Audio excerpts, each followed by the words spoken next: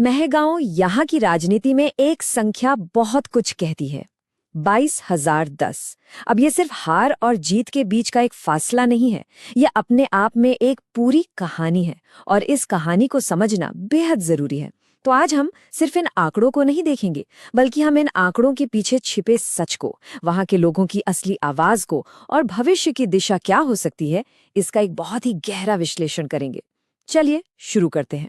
ये है मेगांव, मध्य प्रदेश के भिंड जिले में बसा ये निर्वाचन क्षेत्र महज एक जमीन का टुकड़ा नहीं है। ये उम्मीदों, चुनौतियों और एक बहुत ही पेचीदा सामाजिक ताने बाने का जीता जागता केंद्र है। अगर यहाँ की राजनीति को समझना है तो पहले यहाँ की मिट्टी, यहाँ के लोगों को समझना होगा। और हमारी पूरी जांच का जो केंद्र बिंदु है वो है ये संख्या 22,010।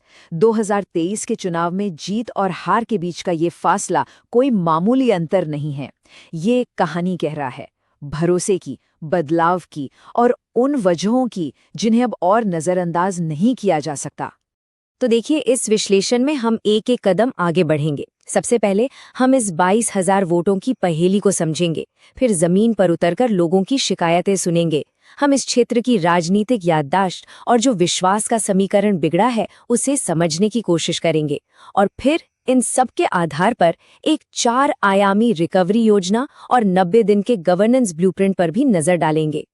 तो चलिए सबसे पहले उस चुनावी नतीजे पर ही चलते हैं जिसने इस पूरी चर्चा को जन्म दिया है। आखिर 2023 में महगांव में हुआ क्या था? ये आंकड़े तस्वीर को काफी हद तक साफ कर देते हैं। बीजेपी को 48% से ज्यादा वोट मिले, कांग्रेस लगभग 36% पर सिमट गई। लेकिन यहाँ जो बात सबसे ज्यादा ध्यान खींचती है वो है बीएसपी का लगभग 11% का वोट शेयर। मतलब साफ है, ये तीसरी ताकत चुनावी गणित में एक बहुत ही अहम किरदार निभा रही है। देखिए, आंकड़े तो कहानी का सिर्फ एक हिस्सा ही बताते हैं। असली कहानी तो लोगों के बीच मिलती है, उनके घरों में, उनके खेतों में। तो चलिए अब जरा जमीन पर उतरते हैं और सुनते हैं कि लोगों की आवाज क्या कह रही है। महगांव की रीढ़ कृषि है और किसान की सबसे बड़ी चिंता, सबसे बड़ी लड़ाई पानी के लिए है। खेतों तक पानी की लगातार कमी और जो सिंचाई परियोजनाएं रुकी पड़ी हैं, उन्होंने किसानों को तोड़कर रख दिया है। क्योंकि जब खेत प्यासा रहता है तो सिर्फ फसल नहीं सूखती, बल्कि पूरे परिवार की उम्मीदें सूख जाती हैं। दूसरी बड़ी चिंता है नौजवानों के भविष्य की। यहाँ काम कहाँ है? स्थानीय स्तर पर रोजगार के मौके न होने की वजह से युवा या तो शहरों की तरफ पलायन करने को मजबूर हैं या फिर यहीं रहकर एक बेचैनी में जी रहे हैं। हर माँ बाप अपने बच्चों का भविष्य सुरक्षित देखना चाहता है और बिना काम के ये कैसे मुमकिन होगा? और फिर आती है महंगाई की मार।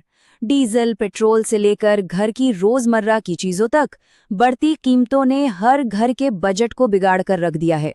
ये वो मुद्दे हैं जो सीधे सीधे लोगों की थाली पर, उनके जीवन पर असर डालते हैं। ये हीट मैप देखिए, ये साफ साफ बता रहा है कि लोगों के लिए क्या मायने रखता है।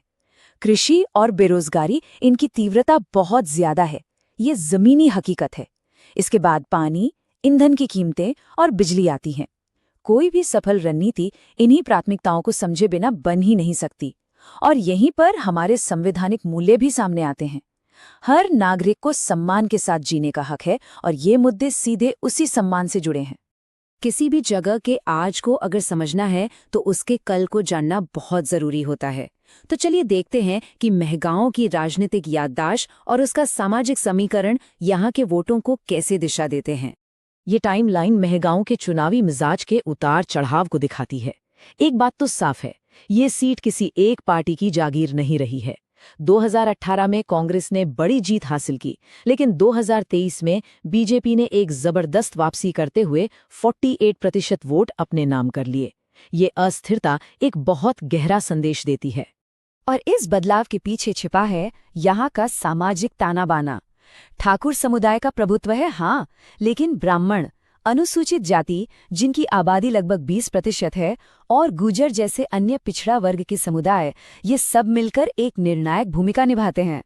इन सभी सामाजिक समूहों का विश्वास जीते बिना महगांव को जीतना नामुमकिन सा है।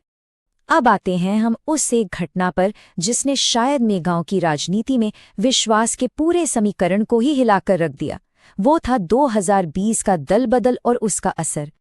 ये शब्द सीधे हमारे विश्लेषण से हैं। 2020 में तब के विधायक का इस्तीफा देना और पार्टी बदल लेना ये सिर्फ एक राजनीतिक चाल नहीं थी, ये मतदाताओं के भरोसे पर सीधी चोट थी। इस विश्वासघात से जो भरोसे का संकट पैदा हुआ, उसे दूर करना ही आज सबसे बड़ी चुनौती है। और उस टूटे हुए भरोसे का नतीजा वो हमें सीधे इन आंकड़ों में दिखता है। अब देखिए कि कैसे 2018 में जो बीएस का वोट शेयर लगभग 4.7% था, वो 2023 में 2 गुने से भी ज्यादा 10.8% हो गया। ऐसा लगता है कि अनुसूचित जाति समुदाय का एक बड़ा हिस्सा कांग्रेस से नाराज होकर बीएसपी की तरफ चला गया और नतीजा, विपक्ष का वोट बुरी तरह बट गया। तो ठीक है, समस्या की जड़ें काफी गहरी हैं, लेकिन सवाल ये है कि अब आगे का रास्ता क्या है। हमारा विश्लेषण एक 4 आयामी पुनर्निर्माण की रणनीति सुझाता है। हम इसे चतुर्मुख सिद्धांत कहते हैं, यानी एक सिद्धांत जिसके 4 चेहरे हैं। पहला चेहरा है चुनावी चेहरा। इसका सीधा सा मतलब है कि एक ऐसा उम्मीदवार हो जिसकी छवि साफ सुथरी हो, और साथ ही ऐसे रणनीतिक गठबंधन बनाए जाएं जो सरकार के खिलाफ वोटों को बिखरने न दें, उन्हें एक जगह इकट्ठा करें। राजनीति में चेहरा बहुत मायने रखता है। दूसरा और शायद सबसे जरूरी चेहरा है संगठनात्मक चेहरा, मतलब पार्टी को जमीन से, बूथ के स्तर से फिर से खड़ा करना होगा। बूथ कमेटियों को दोबारा जिंदा करना, वॉलंटियर्स को नए सिरे से जोड़ना और डेटा की मदद से सही व्यक्ति तक सही संदेश पहुंचाना। एक मजबूत संगठन के बिना कोई भी चुनावी लड़ाई नहीं जीती जा सकती। तीसरा चेहरा है कहानी का चेहरा, यानी नैरेटिव। जवाबदेही और विश्वास की एक ऐसी मजबूत कहानी गढ़नी होगी जो लोगों को ये बताए कि पुराने धोखे और भविष्य के एक स्पष्ट वादे में क्या फर्क है। लोगों को एक ऐसी कहानी चाहिए जिस पर वो दोबारा यकीन कर सकें। और चौथा चेहरा है संसाधन का चेहरा। देखिए, आज के जमाने का चुनाव लड़ने के लिए पैसा, टेक्नोलॉजी और कार्यकर्ताओं का एक बड़ा नेटवर्क, ये सब बहुत जरूरी है। सही समय पर सही संसाधन उपलब्ध होना ही जीत की कुंजी है। यहीं पर डेटा प्राइवेसी का भी ध्यान रखना होगा। भारत के डीपीडीपी कानून के तहत लोगों से संपर्क करते समय उनकी सहमति और निजता का सम्मान करना सर्वोपरि है। सिर्फ एक अच्छी स्ट्रैटेजी कागज पर बना लेना ही काफी नहीं होता, असली चुनौती उसे जमीन पर उतारने की होती है। तो ये है 90 दिनों का एक गवर्नेंस ब्लूप्रिंट जो उस 4 आयामी रणनीति को एक ठोस एक्शन प्लान में बदलता है। ये योजना 4 हिस्सों में काम करती है। चुनाव से 90 दिन पहले 30 दिन सिर्फ जमीनी काम और सर्वे पर, अगले 30 दिन लोगों को लामबंद करने और गठबंधन बनाने पर, फिर अगले 30 दिन अभियान को पूरी रफ्तार देने पर, और आखिरी का 1 हफ्ता वो होगा अंतिम और निर्णायक प्रहार के लिए। यहाँ एक एक दिन, एक एक घंटा कीमती है। तो आखिर में सवाल ये उठता है, क्या ये सिर्फ एक चुनाव जीतने का फॉर्मूला है, या फिर ये डेटा पर आधारित जन केंद्रित शासन के एक नए मॉडल का खाका है? एक ऐसा शासन जो सिर्फ वोट नहीं मांगता, बल्कि लोगों की सुनता है, उनकी ज़रूरतों को समझता है और उनके भरोसे पर खरा उतरने की कोशिश करता है। शायद मेगांव का ये विश्लेषण सिर्फ मेगांव के लिए नहीं, बल्कि हमारे पूरे लोकतंत्र के लिए एक बड़ा सबक है। अगर आप एक जन केंद्रित नेता बनना चाहते हैं और अपने निर्वाचन क्षेत्र का उत्थान करना चाहते हैं, तो blueprintstrategies.ai से mgr@blueprintstrategies.ai पर संपर्क करें या 08042041602 पर कॉल करें। Purpose beyond politics.